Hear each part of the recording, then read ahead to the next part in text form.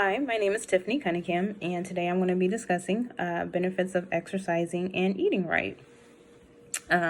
We can definitely do this by eating right and making healthier choices in food.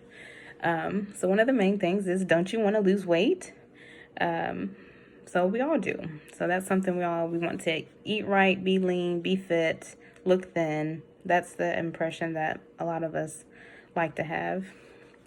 So I'm going to discuss some benefits of losing weight and eating healthy. In regards to, I have speaker Mr. Daniel Dennon from Harvard Health, and he will discuss and give some ways on how to lose weight and by eating healthier. So, I want to discuss some of the benefits of exercise. Benefits of exercise: we can promote weight loss, reduce cancer risk, diabetes management, heart and health and stroke prevention, health on the next generation, like when we give birth and have children, provides a better mood, and improves your memory. So, some of the physical exercise can provide, it can improve your health. It can reduce the risk of diseases, again, such as type 2 diabetes, cardiovascular diseases, cancer, and things of that nature. So with physical exercise, it can have an immediate or a long-term effect. It has many health benefits, and most importantly, with activity, it promotes quantity and it helps improve your life, most definitely. So some of the best foods to eat often are salmon, which is like an oily fish. It's known for its bright pink in color. It's definitely not only rich in protein, but also a great source of omega-3 fatty acids, which both benefit the heart and the brain, such as Brussels sprouts, blueberries, nuts, and plain yogurt. Some of the 10 best exercises that you can do to promote weight loss is push-ups. This helps with the chest area and building up the chest. Squats, which is good for the glutes. Bicycle maneuver, which helps the abs. Pull-ups, which helps the muscles, to strengthen the muscles in your back. Swiss hamstring curl, which helps the hamstrings. Triceps, which helps to get that nice little fat there toned up. Lunges help the thighs, and another exercise called the side bridge, which helps tone the waist here and like in those good love handles there. So some fun facts that foods and help to aid and to burn calories, such as chicken, tuna, lean cuts of beef, salmon, and lean pork. Now with your processed foods, so some of your processed foods, they have way too much sugar in them, too much sodium, and too much fat. A lot of heavily processed foods often include unhealthy levels of sugar, sodium, and fat. Of course, all these things that taste really good, but too much of it can lead to serious health conditions with like obesity, heart disease, high blood pressure, and diabetes. I also wanted to discuss on how to, when you read your labels, here's just kind of a picture of a can here of soup, and with your sodium content. So this is a normal can of soup, and this is your low sodium soup here. So with your regular can of soup, you have 680 milligrams of sodium, and with your low sodium one, you have 340. So this is just a nutritional fact on what to be looking for when you do purchase some canned items. So when you read your labels, you want to make sure that you're looking at the serving size. You want to make sure you're looking at your total calorie intake, and then you kind of want to let the percentage of the daily value be a guide. So your daily average calorie intake should be about 2,000. And you also want to make sure when you're looking at labels to know the nutritional terms. You want to pick things that are low in saturated fat and sugar and sodium, but you also want to make sure that you're getting enough vitamins and minerals and fiber into the diet as well. I also want to discuss some benefits of frozen vegetables. So in a recent study, the British found that an antioxidant level in frozen produce are actually higher in fresh fruit and veggies. So freezing veggies, it helps to retain the nutrient content in the fruits, but however, that nutrient can be broken down if things have been stored for like frozen for more than a year. It kind of breaks down the content of that. So you want to watch for the sodium content in your foods, and you can definitely use some different ways to still adding some flavor into the food. So watching your salt.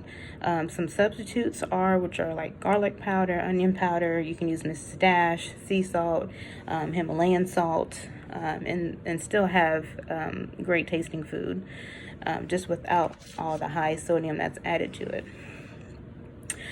So some important healthy risk lifestyles.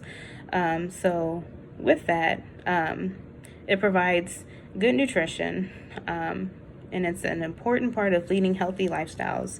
Combined with physical activity, your diet can help you to reach and maintain a healthy weight, help reduce of chronic diseases such as heart disease, and promote an overall good health.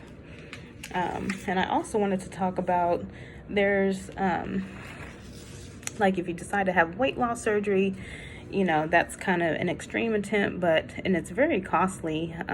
Typically, like the best way to do it is try to eat right, exercising, and drinking plenty of water. But I also wanted to talk about the cost of weight loss surgery. So just depending on the area you live in, the location, surgeon fees, the hospital, things of that nature. But your typical bariatric bypass surgery can cost on an average about $23,000, and the lap band, which is about $14,500. So the best way is just to make better food choices. Making better food choices such as, enjoy your food but eat less of it. Make half of your plate fruits and veggies. Drink plenty of water. Eat more whole grains. Learn what food is and cut back on some foods, and learn how to eat the things that you like in moderation. Some of the foods that can be very harmful to us, such as sugary drinks, pastas, cookies, white breads, pizzas, fruit juice, sweetened breakfast cereals, french fries, chips. So some of those things we really need to try to stay away from. I also wanted to talk about a little bit of obesity as well. Obesity which is excess weight, and some of the main risk factors of diabetes are non-communicable diseases such as type 2 diabetes, cardiovascular disease, and musculoskeletal disorders, particularly osteoarthritis, because we typically tend to lose some of the bone density and the mass in that, and some cancers. And also, this puts an increased risk on increase of your BMI as well. So now, typically, we're seeing type 2 diabetes and hypertension and early heart markers and breathing difficulties and more fractures in younger children these days. Obesity, it can reduce the life expectancy by 8 to 10 years. This is equivalent to the effects of lifelong of smoking.